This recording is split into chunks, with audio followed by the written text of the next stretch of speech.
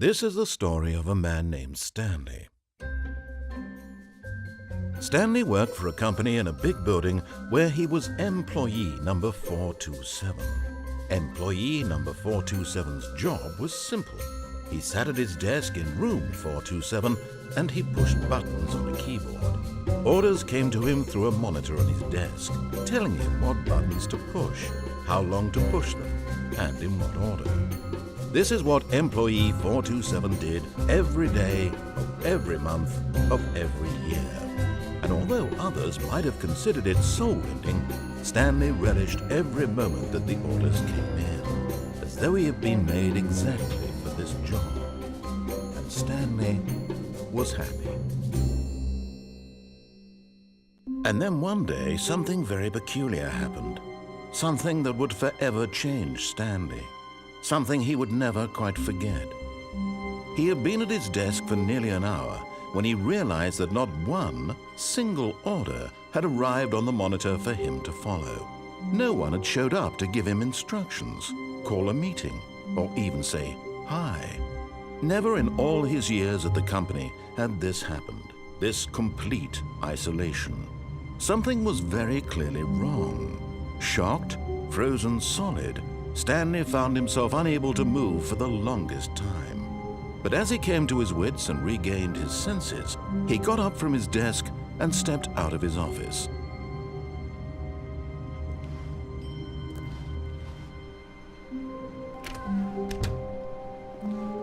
The meeting room, yes, that's where everyone would be. Stanley just needed to get to the meeting room, and from then on, he would never be alone ever again.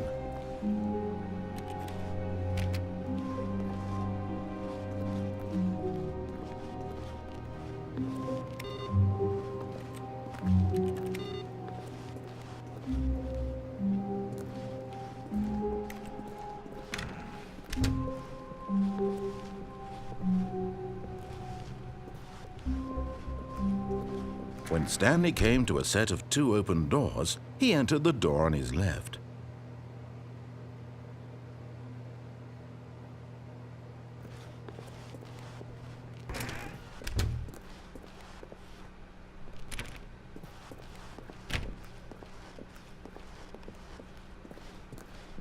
Yet there was not a single person here either.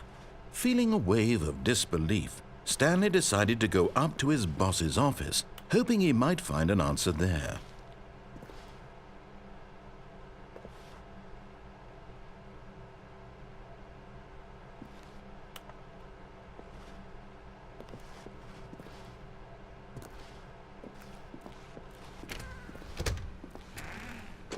Oh no, not again. I won't be part of this. I'm not going to encourage you. I'm not going to say anything at all.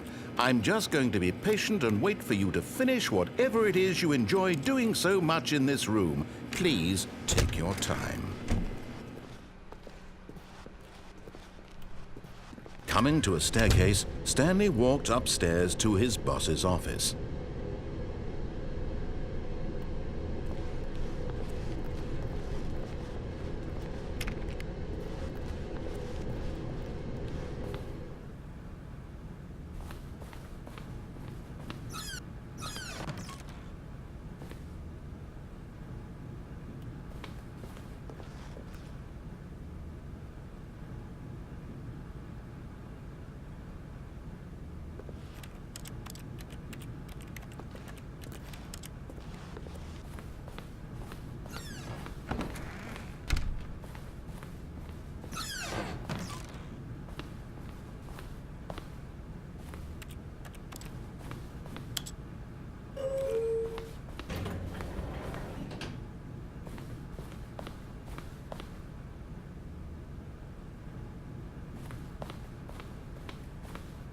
Stepping into his manager's office, Stanley was once again stunned to discover not an indication of any human life. What could it mean? Stanley wondered aloud to nobody. He began wildly tearing through papers on the boss's desk, pulling books off the shelf, looking behind paintings, desperate for clues to his situation. But his attention was caught by a keypad behind the boss's desk. What could its purpose be? In fact, This keypad guarded the terrible secret that lay buried below his feet. And so the boss had assigned it an extra secret PIN number, 2845. But of course, yet incredibly, by simply pushing random buttons on the keypad, Stanley happened to input the correct code by sheer luck. Amazing. He stepped into the newly opened passageway.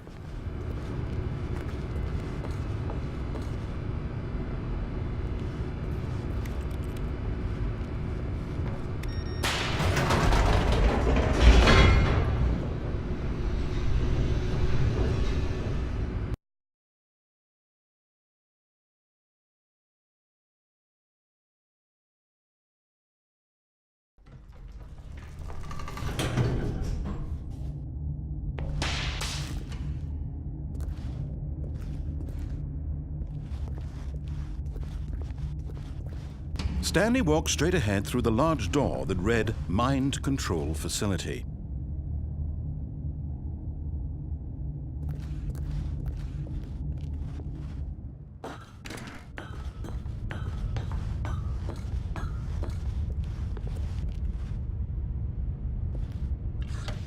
The lights rose on an enormous room packed with television screens. What horrible secret did this place hold? Stanley thought to himself. Did he have the strength to find out?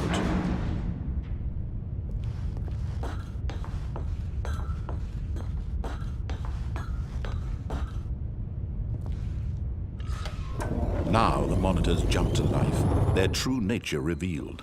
Each bore the number of an employee in the building, Stanley's co-workers. The lives of so many individuals reduced to images on a screen, and Stanley, one of them, eternally monitored in this place where freedom meant nothing.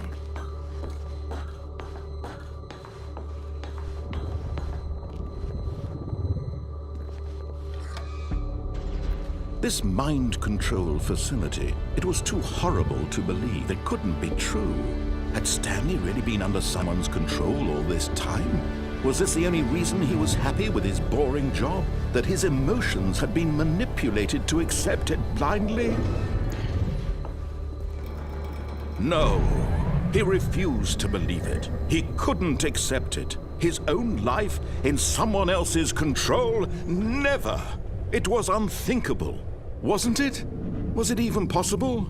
Had he truly spent his entire life utterly blind to the world? But here was the proof, the heart of the operation.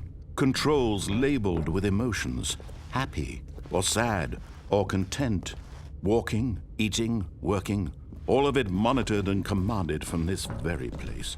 And as the cold reality of his past began to sink in, Stanley decided that this machinery would never again exert its terrible power over another human life. For he would dismantle the controls once and for all.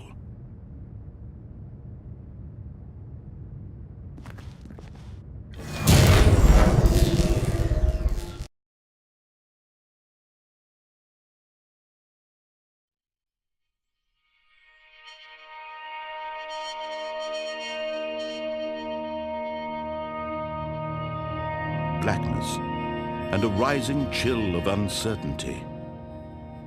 Was it over?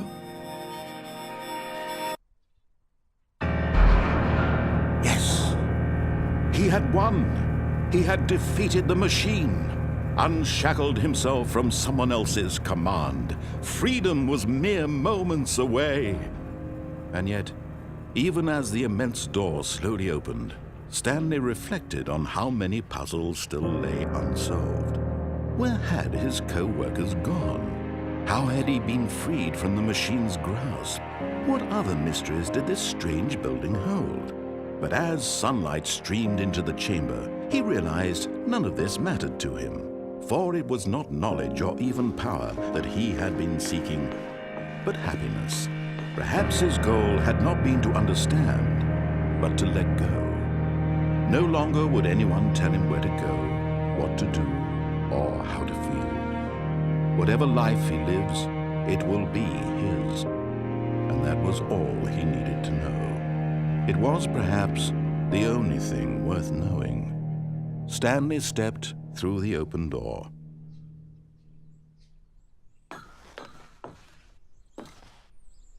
Stanley felt the cool breeze upon his skin, the feeling of liberation, the immense possibility of the new path before him. This was exactly the way, right now, that things were meant to happen.